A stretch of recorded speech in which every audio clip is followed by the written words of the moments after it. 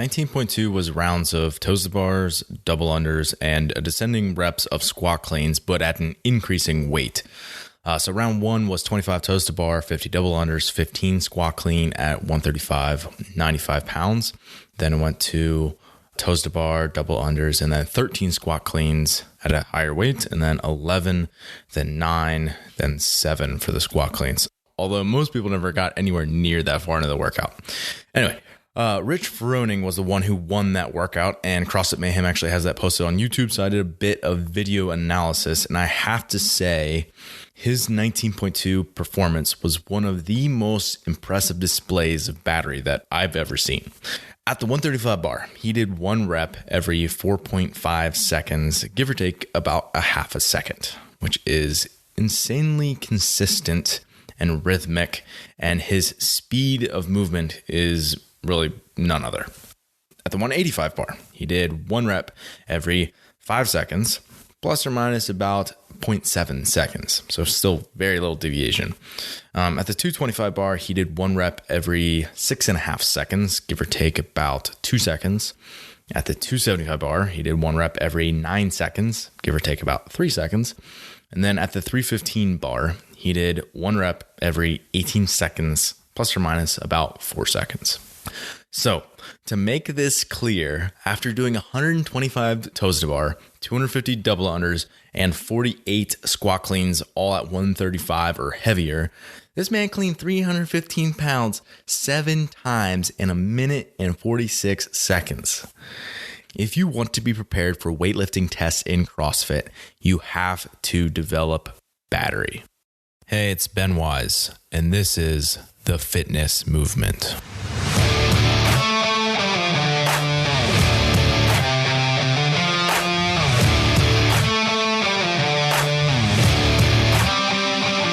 Hey, it's Ben again. The Fitness Movement is brought to you by Zor Fitness. Zor Fitness is my company and my platform to deliver training-related content to people just like you. The site features in-depth articles, movement breakdowns, and our online training program, The Protocol. And I offer one-on-one remote coaching for fitness athletes. So I hope you check it out. Head over to zorfitness.com. That's ZOAR fitness.com. See you there. And welcome back to my rant on battery. So today's outline, there's going to be 3 different parts where I'm going to be answering 3 different questions that I think are most relevant to this discussion. Part 1 is going to be, what is it? So what is battery? So I'm going to define it in terms of what it means to me. And then I'm going to talk about some of the physiological systems that are going to, or the underpinnings that are going to allow for an expression of battery. So the physical qualities that we can think about developing. Second part will be, what are we preparing for? So it's cool that we have this quality, but is it actually useful to our sport? Obviously it is for us, but what specifically are we preparing for? So what common testing scenarios are there in the sport of fitness? So part 2 is, what are we preparing for? And then part 3 is, how do you develop battery? So you're creating training structures, or this could be programming. So without further ado, let's jump into part 1. What is battery? So my definition of battery is the ability to be able to repeatedly hit a high percentage of your 1 rep max under fatigue. I'll say that again. The ability to be able to repeatedly hit a high percentage of your 1 rep max under fatigue. That's my working definition. There's 2 things that are subjective within that definition. For one, what is high percentage? Is a high percentage 60%? Is a high percentage 80%? Is a high percentage 95 or 99%? What's high? And then 2 is, what's under fatigue? Like, is under fatigue at over a certain number of beats per minute for your heart rate? Is under fatigue if your blood pressure is high? Is under fatigue if you're sweating a lot and you're in the middle of a workout? Yeah, we can define fatigues a lot of different ways. And there's a lot of different fatigue signals that could inhibit one's ability to lift heavy under fatigue or one's battery. So I got 2 different examples here that I think are 2 different ends of the spectrum in terms of what battery could be, or just 2 very different examples here. For one, it could be 30 snatches for time at 80%. So say 80% is 200 pounds for a male athlete. They're just going through that, dropping, resetting, and going. That's definitely a battery style of test. Or it could be 3 rounds of a 1K air bike and then 1 clean jerk at 95%. So both of these are going to have fatigue generated in them, but the former, the one with just the barbell, is generating the fatigue through the barbell. Like that's the thing that's generating the fatigue. Where the latter, the barbell, yes, it's certainly going to create a spike in blood pressure and heart rate, for example, but it's not going to really drive the bulk of the fatigue in that sense because there's only 3 actual reps that you're doing. However, in the latter, the other movements, like in this case, it would be the air biker was creating the fatigue, and then you just have to put up with that fatigue when you're lifting heavy. So those are 2 different examples of what it could be. It could be something else that's really generating a lot of the fatigue. It could be the barbell that's generating the fatigue itself, or it could actually be a blend of those 2 things, which we see a lot in the sport. The last thing that I think is relevant here is that it doesn't necessarily fit super cleanly into my definition of battery, but I do think it's relevant because someone's ability to have a battery-like quality is going to highly affect this. Anyway, it's a max lift while you're under fatigue. So for example, you get done with a MetCon and you have a 5 or 7 minute window after that MetCon to work up to a max snatch or clean and jerk or something. That would be highly correlated with an athlete's ability for battery. So I'm going to talk about it today, even though maybe it's not necessarily specifically battery. So that'd be my working definition. Let's talk about the physiological systems that are going to be encouraging an excellent battery. Number 1 is maximal strength. So maximal strength is going to be requiring great neural drive. So an athlete's ability to be able to harness a lot of their muscle mass to be able to perform work. It needs great trunk rigidity. So if you were rounding and cleans, or you're unable to maintain your T-spine extension when you're catching a snatch overhead or things like that, you're not going to be able to weightlift well, especially when you're on fatigue. Obviously, positional strength plays a big role in maximal strength because if you're not strong in positions, those high support positions that we talked about in episode 14, then you need to really spend the time developing those, right? So if you're an athlete who doesn't have great front rack mechanics, you don't have a great ankle dorsiflexion where you can stay upright in your torso in the bottom of your squat, you don't have a great overhead position for your overhead squat and your snatch, then you're just not going to be able to express the strength that you have. Like your snatch to back squat ratio might be somewhere around 40%, where it should be closer to 60% if you're an efficient lifter. And that could just be a result of not having the positional strength. So if you think that's you, go back to episode 14 and I'd encourage you to listen to that one. That'd be maximal strength. That's one of the things that's going to allow for a good battery. And especially this is the case when it's prescribed weights, right? So it's obviously like if we have 2 people and they're both lifting at 85%, it doesn't really matter how strong you are. It's all about your battery at that point. However, if we're lifting at 185 pounds, well, then it certainly matters what your max is. And that's another thing we'll get into. Sometimes it's just a matter of bumping up athletes' maxes so that their ceiling is higher. They're not lifting at such a high percentage in those workouts. Like, for example, Rich Froning's clean jerk might be like 380 or something right now. So that 315 is not right up against the ceiling of what he's able to clean. So it's less of an issue for him. Number 2 would be aerobic qualities. And this is going to require breathing coordination and strength to start out. And that's probably not the thing that most people think of initially. However, I think it's probably one of, if not the most important thing that you can have in order to actually have a good battery is to be able to coordinate your breath and have good strength and depth of your breath so that when you actually go to lift that you can brace and move. So this is something that I talked about in episode 17 on holding your breath. If you go back to that one, where basically in order to be able to express high levels of strength, you have to be able to occlude your breathing, hold your breath for a period of time, create high trunk stiffness and rigidity, like I talked about in the maximal strength piece. So the breathing and the coordination of the breath is super important within that. So you have to be able to breathe off the CO2 after you've actually done a big lift like that, and have to be able to regulate blood pressure even as you're continuing to move through consecutive reps or rounds after that. So not just your ability to be able to do cleans, but be able to get back into the bar or to the rope in like that 19.2 example, continuing to move well.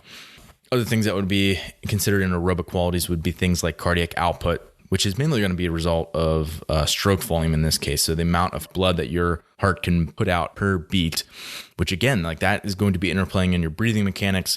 Like for example, if you're not getting full exhales, you're going to lower the amount of blood that's essentially getting back into your heart, your cardiac preload. That's going to affect your stroke volume. So that'll affect your muscular tension. Like all of this interplays with the other things. And we have to just understand that this is a super complicated process. And then lastly, aerobic qualities like muscular endurance plays a role in this as well, because if you have maybe grip limitations or core limitations that are going on throughout like that 19.2 example, that's certainly going to affect your ability to be able to have a endurance quality about you, which is kind of what I mean by saying aerobic. Number 3 then, so it was maximal strength, aerobic qualities, and number 3 would be technical prowess. So technical prowess is going to require pattern fatigue resistance. So in other words, that would be movement-specific endurance. So your ability to be able to maintain skill and position despite high metabolic activity.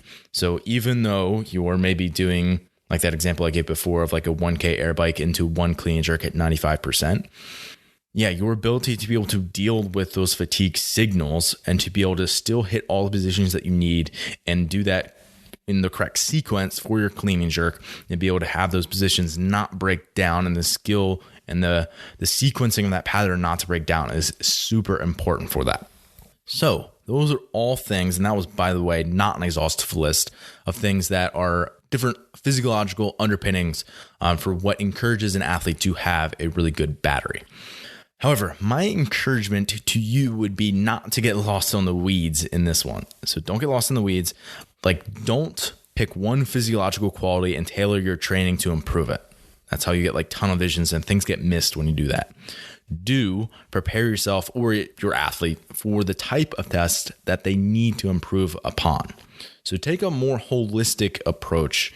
So do prepare yourself for the kind of test that you need and the qualities that you need, and don't go after one specific metric or quality and tailor all your training around that, try to get better at that one thing, because you'll miss other stuff. For example, say I have an athlete who did poorly on 19.1, which was a 15-minute AMRAP of wall balls and rowing. I'm not going to say to them, like your stroke volume wasn't as good as it needs to be, or your VO2 max isn't what it needs to be. Which, by the way, that could very well be the case. Like if your cardiac output isn't enough, you're going to occlude on a bigger set of wall balls, and you're going to not be able to perform well in subsequent sets. However, that's not going to be what I do, and it's certainly not going to be what I say to my athlete, because they're not going to understand that, and they don't need to as the athlete. I am going to say, hey, we need to get you at like these aerobic power type events that involve a height or a power standard. So with both like a wall ball and a row, unlike something like a pull up or a power clean where you're moving it relative to your height to get through a range of motion, and it's relative to your body size and limb length, those movements are standardized to a height. So it's either 10 feet or 9 feet. So if you're a tall person, that's going to benefit you. Same thing with the rower. It's like a tall people are benefited. So it's not just about, what's a specific metrics that we need to improve upon. So if we just improve an athlete's VO2 max, for example, so we have them do maybe a bunch of air bike intervals, and we get them to have a way better 10-minute test and their VO2 max is better, that doesn't necessarily mean that they're going to go back to 19.1 and actually have an improved performance.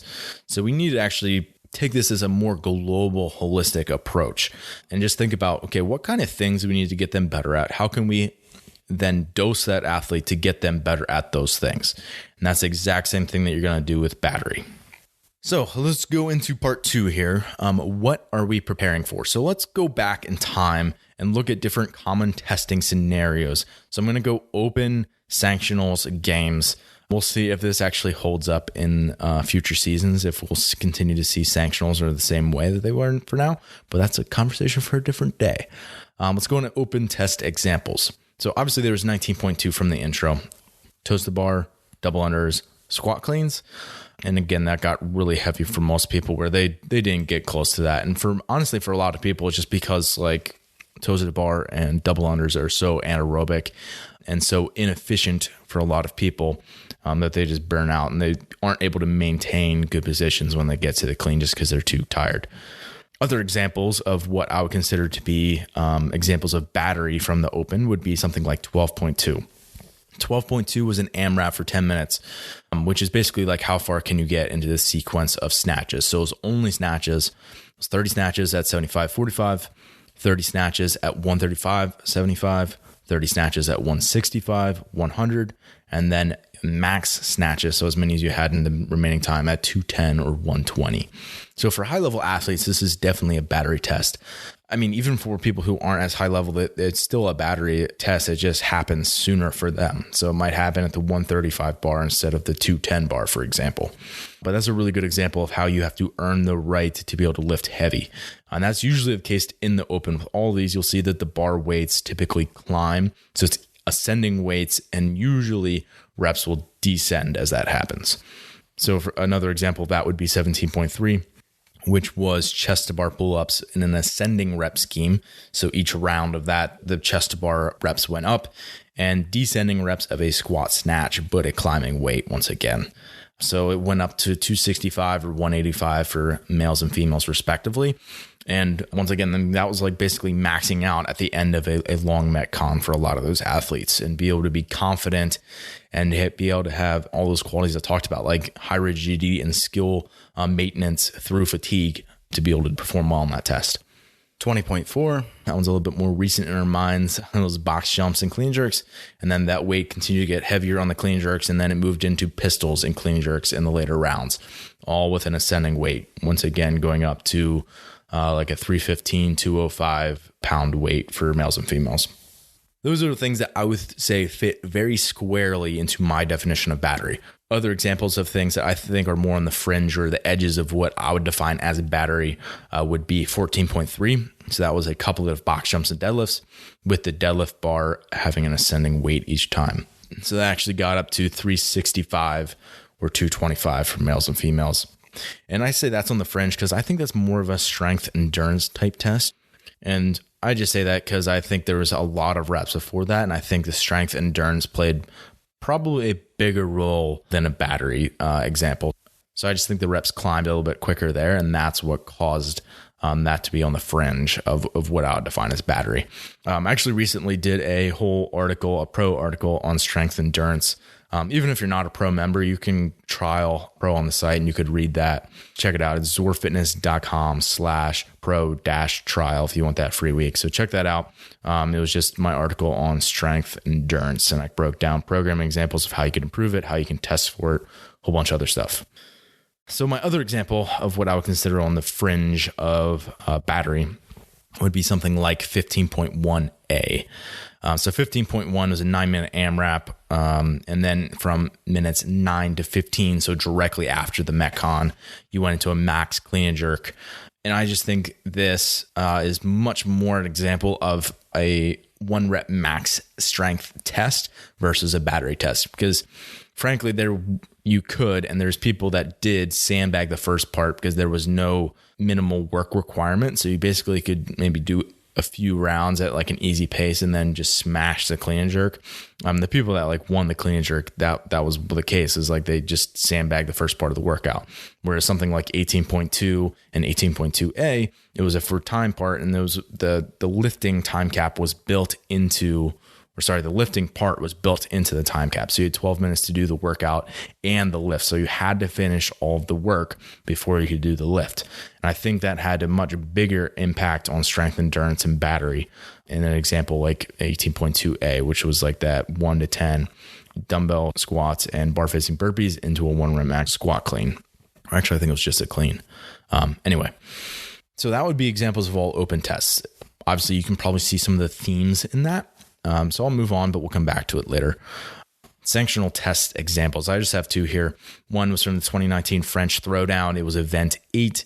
It was a ski and snatch ladder. So it was every 75 seconds. Basically, athletes are rotating through different stations with a ski erg and a bar that's loaded a certain weight.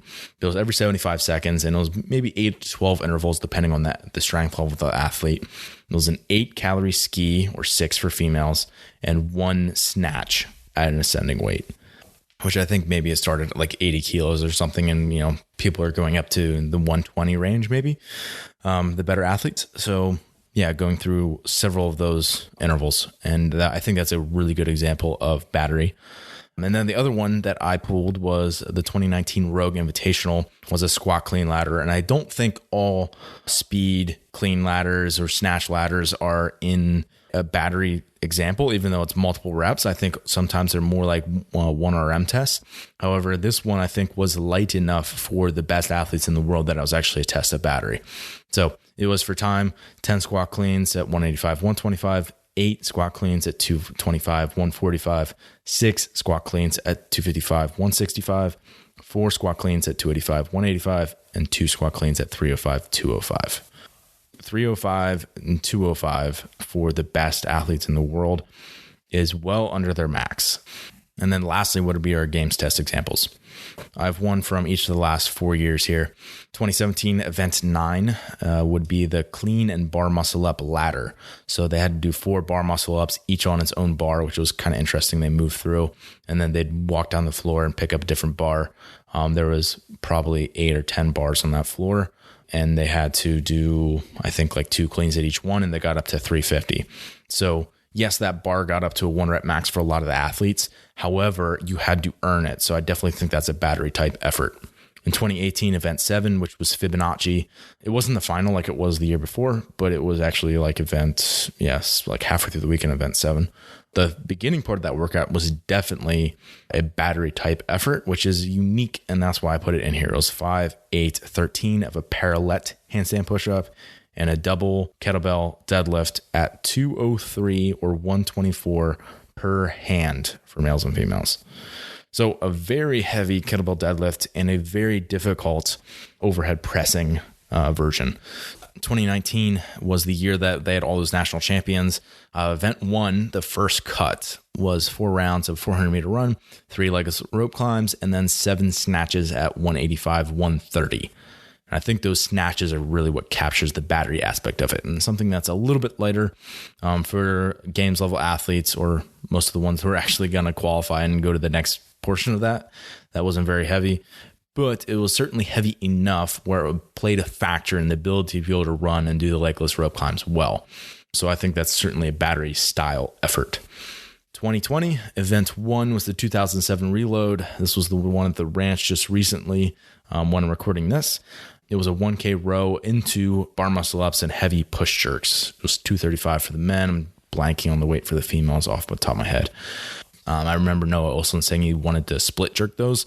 So that's kind of where he was at, where as he got fatigued, you want to go to an easier variation, but he was on like one of those green mats and he couldn't actually do a split jerk. So he was forced to do a push jerk, which I think that really shows like what style or what qualities are demanded of those athletes in those situations. So I think that's a really good example of, once again, battery.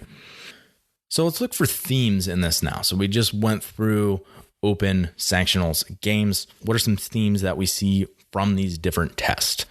Number 1, it's typically some variation of a snatch or a clean and jerk. And often it's a full lift. What I mean like is it's like a squat clean or a squat snatch, for a lack of a better term. And it's almost always coming from the floor. So you're very rarely allowed to use a rack, especially for the open. The open has never used a rack, so it's always coming from the floor. And this has some implications. For example, obviously a power clean is going to be a hinge dominant movement. So a hip hinge, like extending at your hip, that's what's dominating the majority of the movement, and that's what's required of you in that case. And obviously like a squat clean is going to be a squat dominant movement because you're squatting. Yeah. But a squat clean actually is going to involve both a hinge and a squat because it's coming from the ground. So you're pulling it from the ground up to extension, and then you're squatting underneath of it and standing it back up. And a squat snatch, obviously it's a squat, but it involves a hinge because it's coming from the ground. And the only real exceptions to this would be moderate to heavy front, overhead, or back squats, since like rep 1's coming from the floor, but after that, you're able to just squat. Like you don't have to go back through the hinging pattern. And then the other thing is like a bounced hang power snatch or a hang power clean, like where you use that bounce kip and you stay really upright through your torso, which is one of the main advantages of doing that besides just cycle speed, is that you don't have to use a hip hinge, and it's less metabolically taxing for a lot of athletes if you can actually maintain it. But again, mainly snatch, mainly clean jerk variations, mainly from the floor. And that's stuff we have to remember as we're preparing yourself or your athletes for battery style tests. And then lastly, part 3 is how do you develop your battery? So creating training structures, we'll talk programming. So to start off, if you constructed a bunch of training that looked like, let's call it appropriate versions of the kinds of tests that I described in the last section, well, then you're off to actually a really good start. So if you just did that, you would eventually start to develop the qualities that you need for the sport and the testing body of the sport. But before we even go into that and we start to take all those different examples and we just start to throw them into our training, let's back up and say, like, first of all, is battery something that you actually need to work on? And this is not the case for every athlete. So the first thing you need to do is establish a baseline. So I'm going to give you an example of a battery test. And this is something that we did several months ago now in the protocol, which is our online training program, zorfitness.com/the protocol if you want to check it out. But it was 2 parts. And part 1 is an 8-minute clock. So you have an 8-minute timer to find a power clean 1 rep max. So you're establishing a 1 rep max there. And then from minutes 8 to 12, you're going to rest. And then at minute 12, you're going to start an 8-minute AMRAP of power cleans at 90% of your established 1 rep max. So obviously part 2 is what's testing battery. So if you are someone who does this, a little help to interpret your results. If you get a score on this, so like say you, whatever number of power cleans you got in that 8-minute window at 90%, if it was 15 reps or less, I would define that person as having a good 1 rep max relative to their battery. So in other words, their battery needs development.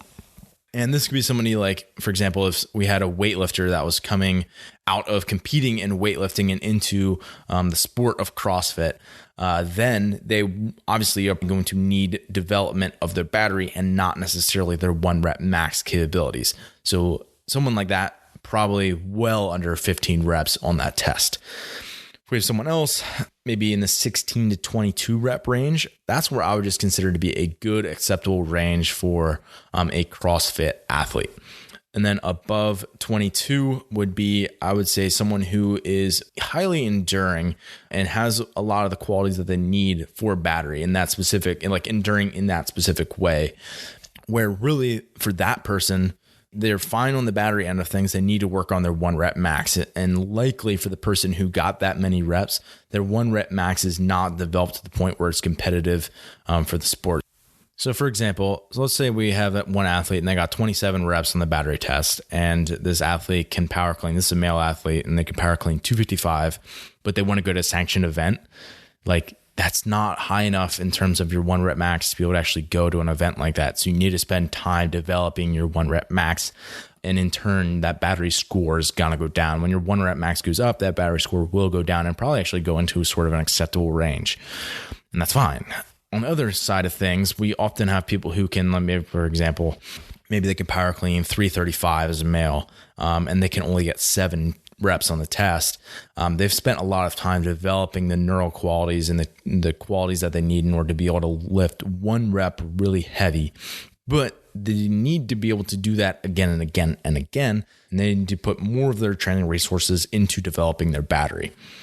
So if you're someone who does this test, reach out to me. Let me know at ben.wise on Instagram or at Zor Fitness. And I'd be happy to add this into my battery resources, first of all, where I get your info, just selfishly. But then also, like, I'd really be happy to give you some advice on like what you could do for training moving forward. Yeah, people who actually reach out to me via, if it's social media or just email me, like I do take the time to actually respond to you, and I try to make that a point. Reach out to me. So that's the first way that you'd interpret your results, just the number of reps that you got. However, the other thing that you can do is start to analyze, is something that is pattern specific, or is it more so generalized? We have 3 different examples of people here. Avatar number 1 would be someone who they can do really well on that power clean battery test, but if they did the same test for squat cleans, they would do poorly. So that'd be one example. Avatar number 2 would be maybe their cleans are fine, whether it's a squat or a power clean, but snatches or jerks or other overhead movements are an issue where they don't perform as well on that on a battery test. And then the third avatar would be like all patterns are relatively balanced and they all need, for example, they all necessarily need battery development, or their 1RMs are all not as good as they need and their battery's fine. And they just need to develop the other qualities. That's another way to think about it. What patterns specifically need development for that athlete? So after you've done the test, you can then begin to take those tests and construct training protocols based on that. So I have 4 different examples that I'm going to go through. 4 different, I won't call them progressions, but there are different styles of things that you could progress for battery development. So the first one is going to be interval strength work. So this is things like you're doing strength work as an EMOM or every 90 seconds or every 2 minutes. Number 2 is going to be fatigue strength work. So you're doing something to fatigue yourself and then going into strength work. So for example, 1K row into 5 squat cleans at 80%. Number 3 will be active recovery intervals. So for example, you could do a 20-minute air bike at a moderate pace, and then every 3 minutes, you're going to do 6 back squats at 75%, some sort of strength work in the middle there. And then number 4 is going to be comp simulations, where this is really just like retesting workouts or constructing things that are like open or qualifier workouts, where it's like a rounds for time environment with ascending weights and like the barbell keeps getting heavier, or it's like a MetCon with a max lift after it. So let's go down through these one by one. I'm going to give some additional examples for each. Number 1 is that interval strength work. So example 1, EMOM for 8 minutes, 3 power cleans at 78%. You drop and reset between. So that would be 24 total reps if we're talking about volume. Another example, every 3 minutes for 5 sets, 8 back squats at 74%. So that's just like strength work. It's really no different than 5 sets of 8 back squat. It's just that you're determining how often they're actually doing that. So you're having a certain work rest ratio for that athlete. Another example, every 20 seconds until failure, or if you accumulate 30 reps, whichever comes first, 1 power snatch at 82%. Another example, 3 sets, every 6 seconds for 2 minutes. You're going to do 1 clean and jerk at 155, 105, which would be like a DT weight. And then you'll rest 3 minutes, and then you're going to repeat that again. So it's basically like you're doing interval double grace, which is going to take you 12 minutes because the volume of that is 60 clean and jerks. And that is slightly heavier weight. It's like 20 pounds heavier. So those would all be examples of interval strength work. Pretty simple. It's just a barbell and manipulating different types of rest. Our second example is fatigue strength work, which again, you're doing something to get yourself tired and then lifting heavy afterwards. So this is demanding more of the aerobic system. It's demanding more of the respiratory system and demanding more of positional strength and strength endurance. So one example, 4 sets, 1K row at your 2K time trial pace, 15-second rest transition, 5 squat cleans at 80% as fast as possible, drop and reset. Or it could be 5 rounds, 1K air bike into 3 full snatches at 75%, resting 1-to-1 between rounds. So maybe it took you 2.5 minutes. You're going to rest 2.5 minutes and then repeat. Every 4 minutes times 3 sets, 100 double unders at 10 or 8 cal ski at a minimum of 1,400 or 1,000 calories an hour. And then 1 clean plus 1 front squat plus 1 jerk at 88% of your clean and jerk. Our third example would be active recovery intervals. The example I gave was a 20-minute air bike at, let's say it's a zone 2 heart rate. So that'd be definitely a moderate effort, not super hard. And then every 3 minutes, you're doing your back squats, 6 back squats at 75%. So this is one way where you could just be doing sets of your strength work and just sort of doing an active recovery between. So for example, it could just be like 5x5 back squat with a 2-minute bike erg at a damper of 1 at a 220 pace per K. And that would be like really easy. It's just like another way to sort of help your aerobic system continue to be able to flush, continue to be able to develop the qualities that you're going to need for battery. Another example would be 25-minute air runner for distance on the minute, 1 deadlift at 87%. So this is something where it's about blood pressure management and it's about a regulation of tension through your core, because you're going to need to be super rigid and to be able to occlude your breathing for maybe anywhere from like 2 to 5 seconds, depending on how grindy that lift is for you.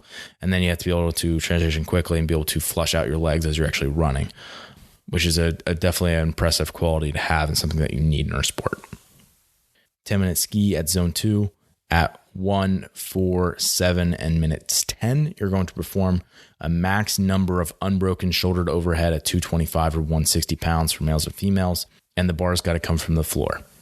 And if you're someone who's listening and having a hard time processing or visualizing these different workouts, I have them all listed out and written down in the show notes.